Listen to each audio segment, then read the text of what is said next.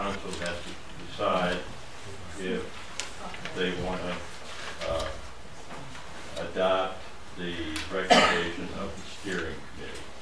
And we'll explain the rationale of that to you. Larry? Okay, I'll give you a quick history.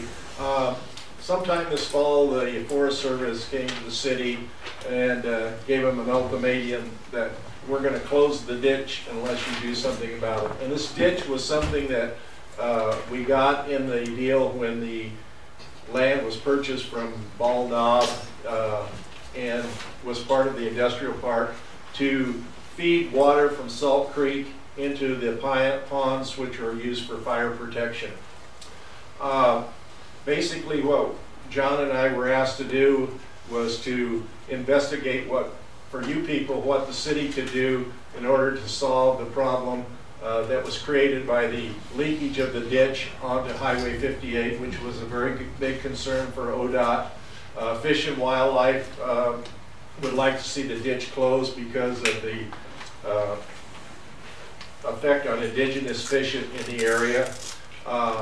And the Forest Service, of course, has a great deal of liability. If there was a slide created by the leakage from that ditch, then that would create a major problem for them for liability. And so ultimately, they've been trying to get the city to do something for a long time, which we knew nothing about. But when we did find out, we took action. We created a committee and got all the people who were involved, possibly with some rule or regulation, and these are the stakeholders that we brought to meetings to get their input into the final decision that you're going to be offered tonight.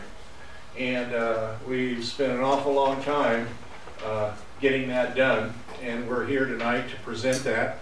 John will give you the options, and I will tell you that when this process started, I was a lover of that canal.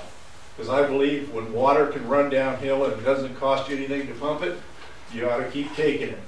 However, I have since become a consensus member with the committee, and I fully agree with the option that we're going to present to you tonight.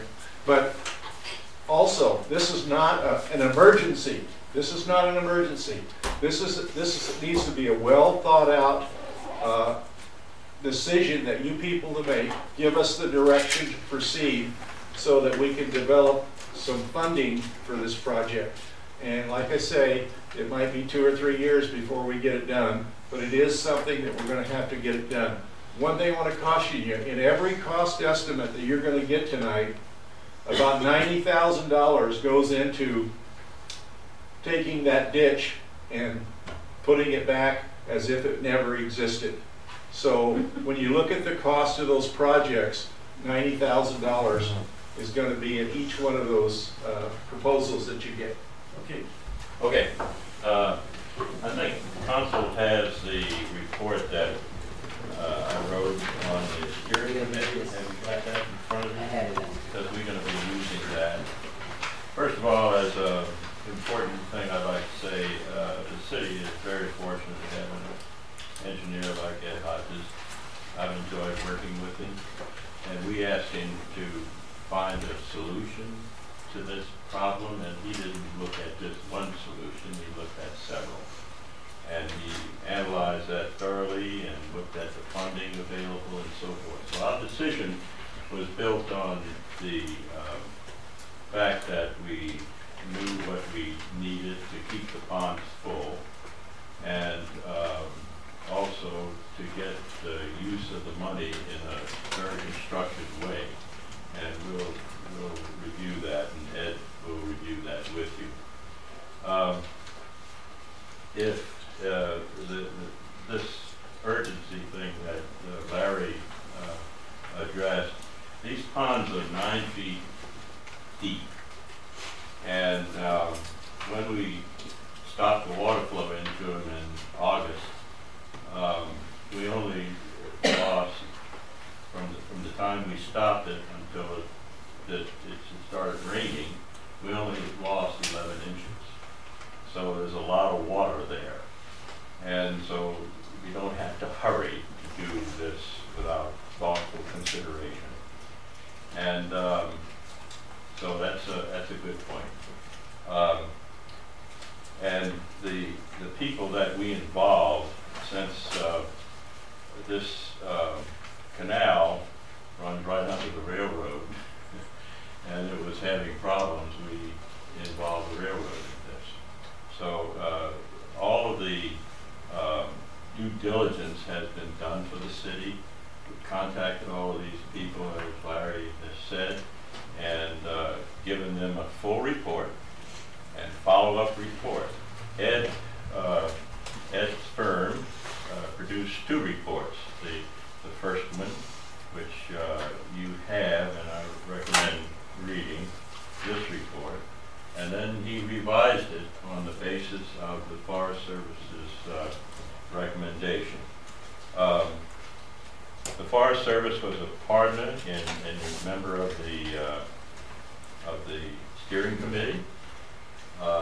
Ben Beamer was on this committee because he has future plans to turn this into a hiking trail.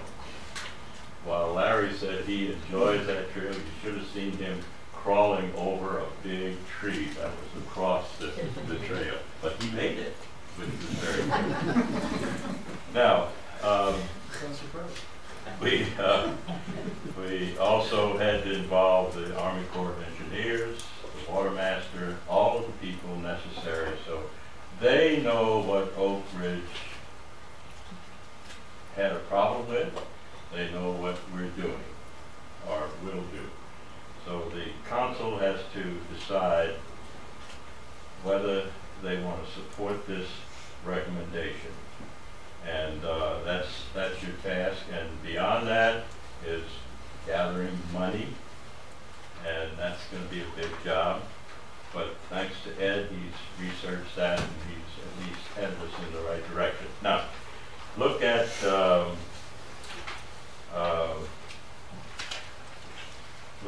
page 2 of your steering committee report. And page 2, after we had a very thorough discussion involving people like Chuck Kernick, who's very knowledgeable of what has happened in the past and what he's done.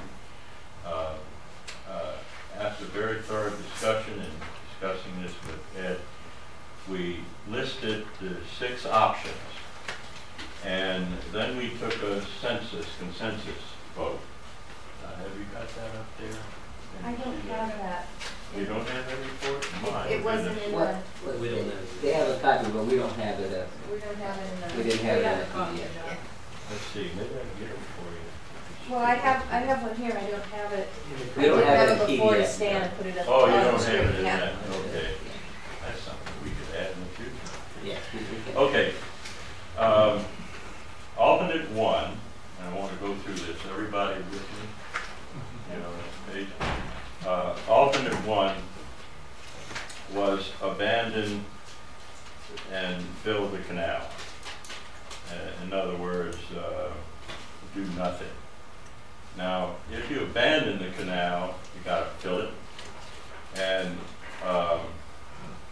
the ponds will ultimately lose that 9 feet of water, maybe 6 or 8 years, maybe more than that. Mm-hmm. But you have to create an equal wetland, which is what you did for the cooling pond for the boilers. You remember that? We created a nice wetland down there. So anyway, that was the first calculation that he did, that Ed did. And then refurbish the canal system. We looked at that very carefully. It requires many permits, high 20-year finance charge, $50,000 per year, and it only serves the pond. There was a thought perhaps of using the surface water off of that. And that quickly convinced us that's not the way to go, because you have to put in special treatment equipment to use surface water for city water. And we have some excellent water, and you want to keep the groundwater going. pump station at Hall Road. We were gonna put in thought about putting in a pump there to pump out of Salt Creek. And didn't want to do that because it was only serves the ponds. We were trying to get multi-service out of whatever we did. Then the new Muni well. Now, it's important, and I'd like Ed to do some background on this with respect to why he was so strong, and also you'll see that the vote was 6 of us on the steering committee voted for this because it seemed like the best solution.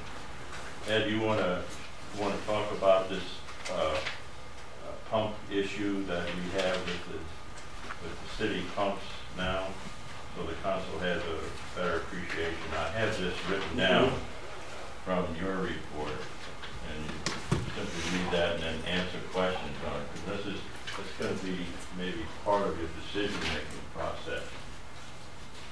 Okay. First of all, I just wanted to back up a little bit. Thanks, Okay. John. Honorable Mayor and councilpersons and members of the public. My name is Edward Hodges, and I work for Curran McLeod. I'm your city engineer, and as always, it's a pleasure to be here. I'll start off by reading the text that I wrote in this report, and then I'll, I guess, augment some of John's comments and try and be as brief as I can. So the comment is, the most significant issue facing the city's water system at this time is the reliability of the existing municipal well field system. Currently, only 4 of the city's 6 production wells can be used. Of the 4 in use, wells number 1, 2, 4, and 6, only wells 1 and 2 can provide significant production, with well number 2 being the principal production well. During the summer months, well number 2 has significant drawdown that, at times, limits its production capacity. So that was the statement that you wanted me to read. Now, if I could just back up a little bit, and as John made clear to you, the Joint Committee did a really outstanding job of getting all the stakeholders involved in this process of figuring out what are we going to do about this problem. We need fire protection at the industrial parks. Our fire protection is a pond that's fed by a canal. That canal is closed. And there's a myriad of requirements to get that pond to be open. And so that's when I got involved with the committee, and they tasked me with looking at various alternatives.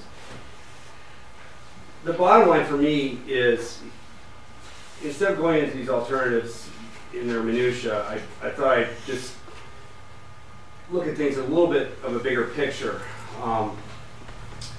and to see if I can make this clear to the council what my mindset was at the end. The first thing that the first realization I arrived at was that, and this is very good news, is that the ponds really aren't losing a lot of water. So there's really not a crisis here, even though we've lost our canal.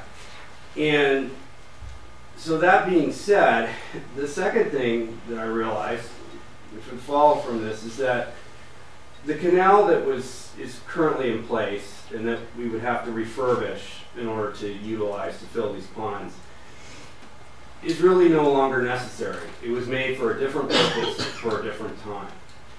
And it was made in a period, constructed in a period where there was essentially no regulation back in the 40s. Times have significantly changed. In order to get that canal back into production and fulfill the myriad of requirements that there are from the multitude of stakeholder agencies, it's going to cost a ton of money, and it's not worth it. In my opinion, this is my opinion, almost $750,000. Again, looking at pumping water from a different area in Salt Creek and continuing to use it as a source for the ponds, that's feasible, but it's just expensive. And as far as I can tell, I'm not claiming to be a funding expert, but I do work all the time with low-income communities, and most of my job is finding money for these projects. And I don't know where you guys would get the money to do any of these, either refurbishing the canal or getting a pumping system to pump into the ponds. So that being said, I started to look at, well, what can you do today that costs the least money? And the nice thing is if you don't want to do anything, you can just put in a well, you know, almost maybe a little bit more flow than a residential flow well for a small sum of money, and it can pump water into the ponds and maintain them during the summer. And then that gives you a lot of time to consider what other alternatives you want to do. So that's sort of that's your minimum alternative. Okay, now looking at issues with the city. As John said, well, particularly with the city's water system, no matter what you're going to do here, you're going to have to spend some money. So my logic was, what can we do at the same time that will really help the city, particularly in the water infrastructure system, will keep the fire pond full, and is fundable? And so I came up, using that logic, I came up with two alternatives. And the first alternative, which is, where's the sheet? I apologize. There it is. Yeah, alternative number 4. The bottom line with the city water system is that, in general, it's in pretty good shape. Back in 2006, 2007, the city did a significant water project and brought aspects like storage and transmission and distribution and the function of the well field in line with current regulations and made those aspects of the water system work very well. However, there just wasn't enough funds at that time to focus on the well field itself and giving you guys a reliable system of wells. And so we just had to let it be. So today, even though you have a decent amount of storage, you have a good transmission system, you have, as you heard in that paragraph, a well system, a well field that, yes, there are 6 wells there, but the reality is only 2 of them really work. And the one that you use all the time is not getting any better. Every summer, come July and August, things get pretty tough for it. And at some point, you're going to need a new well. You know, whether it's today, whether it's 5 years from now, you're definitely going to need it. And so I looked at, in alternative number 4, what would be the cost to put in a new well, plus, you know, with all of these options, we have to look at abandoning the canal and various other costs, and that's what I came up with, that alternative. That alternative, I believe, I think I have a cost of approximately $700,000. I then looked at another alternative, which would sort of be the ideal or the dream alternative, and that is, what is your problem here? You have an industrial park, as Councilor Biggerstaff pointed out, that you want to get some industry in there. You don't have an adequate fire protection system there. You really want to solve this problem, just a decent sized storage tank at or above the industrial park. And that would be combined with a new well to solve your problems of well redundancy in the city's municipal well field. So I looked at what would be the cost if you put in a new tank and you drill a new well, and that, I believe, was approximately 1.3, thank you, $1 million. So you're really looking at 3 options that I can come up with here. I'll back up one thing and say that both the options, the municipal, just simply drilling a well or drilling the well and putting in a new storage tank, have funding mechanisms in place that we can pursue monies for. At this time, even though there's a recession, even though there's a sequester, the funding sources for drinking water systems are excellent. a community like yourself can basically expect to, at a minimum, receive preferential interest rates on a loan. Say you would look at, over the life of the loan, you would look at an interest rate of 1% for 30 years, which is a pretty good interest rate on any note, and pretty good terms on any note. And you also, with the demographics that the city has, you're probably looking at getting some grant. So if you borrow $1 million or $3 million, maybe 10 to 30%. I did have a project recently in a similar community, Youngs River Water District on the coast, very similar demographics to Oakridge. That was $3.1 million was for the total price for the project, and we received 51% grant for that. So they only had to pay about 1.48 million back, and it was at 1% for 30 years. So that's just to give you, the council, an idea. There are funding sources out there for these alternatives. Again, that's the alternative of either drilling a municipal well or drilling a municipal well and having a storage tank. I think then, you know, with this information, John and all the other members of the executive committee looked at this was the best alternative to both solve the city's problem up, you know, provide a source for fire protection, while at the same time dealing with a significant issue that's currently in place in the city's water system. And that's alternative number 4. But I also want to go back again to where I started, that what's really nice about this problem is that if you don't want to do anything, then just go punch a well out there for 10 or 20 grand, and then go argue with the Forest Service as to how much they're really going to charge you to retire that fund. So is that, I know that's a brief explanation covering a lot of ground, but does that make sense to the council members? To do the well and the portable or potable tank, you'd have to pump from the well to the tank. Yeah. Keep the tank filled, so you need a pump station as well. Yes, right now, with assuming that the new well would be constructed somewhere near the existing wells and in a similar manner, yeah, you would put another small pump station up in the industrial park. It would pump up to the new tank. How would the pipe route? Would you put it underground? What? I'm sorry. The supply line from the well to the tank. If you Yeah, need a tank. Everything would be underground. It would all be. It would all become part of the city's How would you potable cross water Salmon system. Creek? How would I cross Salmon Creek? In the manner that it's crossed now, with the various crossings that are up at the fish hatchery and also down at the bridge going by the IGA. That's already taken care of. So we would you just think all of that, the pump station and everything, we're coming in at 1.3 million? Yeah. So I don't see a pump station figure on here. The pump station is in the report. Let's see.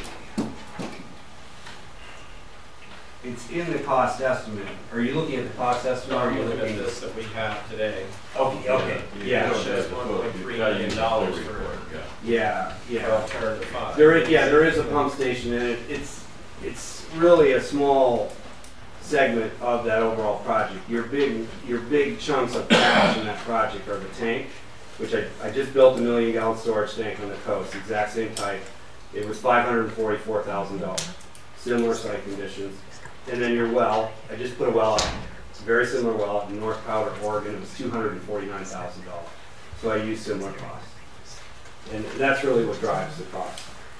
One comment on these cost analysis is, for one, they have a significant amount of contingency in them. It's listed at 15%, but it's probably around 25%, because this is just a conceptual document. And this is not the time to be going cheap.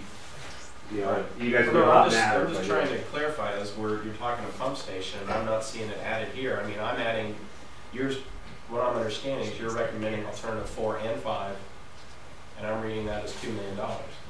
No. I apologize. I'm not being clear. I'm not recommending.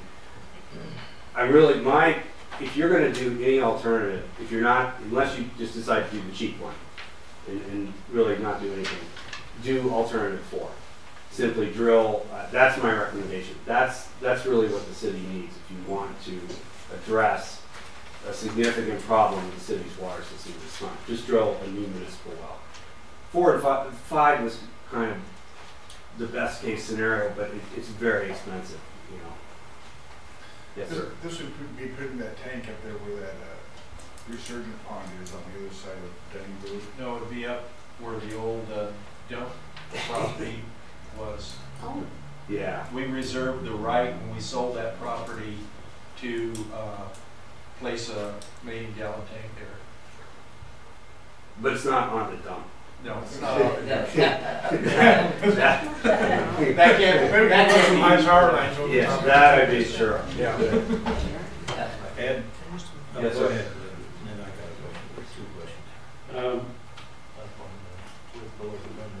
With this pump system in here, and I guess we're talking about eliminating the pond, right? I mean, if we just kept filling the pond or whatever, don't we have a problem with water delivery and the size or amount of buildings that we could actually put on the industrial park for fire safety or something, because we wouldn't be able to deliver the amount of volume of water that's needed? Yeah. Well, if you keep the ponds as they are in their condition today, you can have industrial growth. You have enough volume there. Fire, the fire code's only going to look at volume, and you've got it in the fire ponds. Now, the quality of that volume, you're going to be sucking muck out of the ponds. They're not that good to use.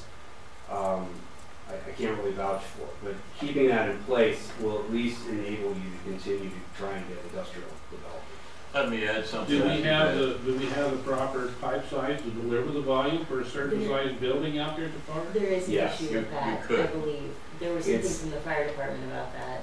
Well, yes and no. There is, the bottom line right now, if you are going to use fire protection from the municipal water system, it is inadequate. You would have to use both, because the primary reason being that you have a small diameter line, a very long line that comes up Highway 58. It goes over, crosses the bridge by the IGA, comes up 58, and it's a choke point in your water system. And your pressures are low. You get up to the city maintenance shop, your pressures drop to the high 30s, and you just don't have enough flowing pressure provided. So you always have to have the fire pond there to augment your fire protection. Let me add something to that. When we first got into this, I asked Chief Demers of the Oakridge Fire Department to analyze the use of the ponds and for large structures. I think you probably saw that report. And I could get you a copy of that then. And what the bottom line is, it's a good water source, but you'd have to put